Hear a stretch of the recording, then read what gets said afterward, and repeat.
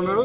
మేము చెప్తా ఉన్నాము, అల్లు అరవింద్ జాగ్రత్త, నువ్వు ఓన్లీ వేషాలు పగటి వేషాలు వేసుకొని మరి ఒక చెత్త సినిమా తీసినావు. అదే మన పుష్ప అంటే ఏంది, మన సామాజిక అంటే సమాజాన్ని బాగుపరిచే సినిమా, అది ఒక స్మగ్లర్ సినిమా. అది ఎర్రచందనం అమ్ముకోవడానికి నువ్వు చేసిన దందలను చూపించినావు. నువ్వు మా ముఖ్యమంత్రి గారు మాట్లాడితే ఖబర్దార్, నువ్వు ఆంధ్రోడివి, ఆంధ్రోడ్లాగానే ఉండి ఇక్కడ బతకదానికి వచ్చినావు. నేను ఒక ఎమ్మెల్యేగా, రూలింగ్ పార్టీ ఎమ్మెల్యేగా మాట్లాడుతూ ఉన్నాను.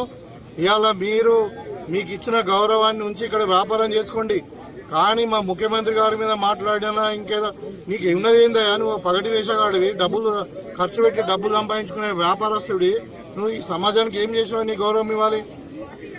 ఇవాళ చనిపోయిన వ్యక్తిని పరామర్శించే మీరు వ్యాపారం చేసుకొని బతకండి, అంతే. మీ కాంట్రిబ్యూషన్ ఏముందా తెలంగాణకు? 100% మేము హెచ్చరిక జారీ చేస్తూ ఉన్నాము. ఇంకా మొన్న ఇంటి ముంగట కొంతమంది వాళ్ళు జాయింట్ యాక్షన్ కమిటీ వాళ్ళు ఏదో చేసినట్టు, కానీ ఖచ్చితంగా ఇట్లనే ఇదే పద్ధతిగా మార్చుకోకుంటే తప్పదంగా కాంగ్రెస్ శ్రేణులు కూడా తెలంగాణలో మీ సినిమాలు కూడా ఆడనీయం కొడుకని చెప్తా ఉన్నాం. ఒళ్ళు దగ్గర పెట్టుకొని మాట్లాడు.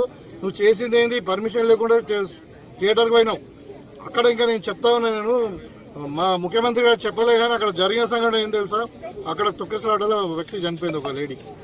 ఈయన పర్మిషన్ లేకుండా కార్ మీద జీప్ మీద ఎక్కి చేతులుపుకుంటూ పోతే అందరు దగ్గరకు వచ్చేసింది. దగ్గరకు వస్తే వాళ్ళ వీళ్ళు ఉంటారు కదా సెక్యూరిటీ, వాళ్ళందరూ కూడా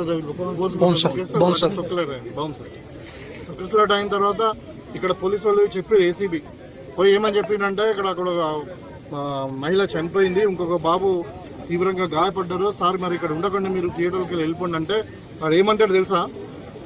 నరబలి అయిపోయింది, సినిమా హిట్ అవుతారంట ఆ ఫాల్తుగాడు మాట్లాడేది. మనకి అసలు మానవత్వం ఉందా విధవా?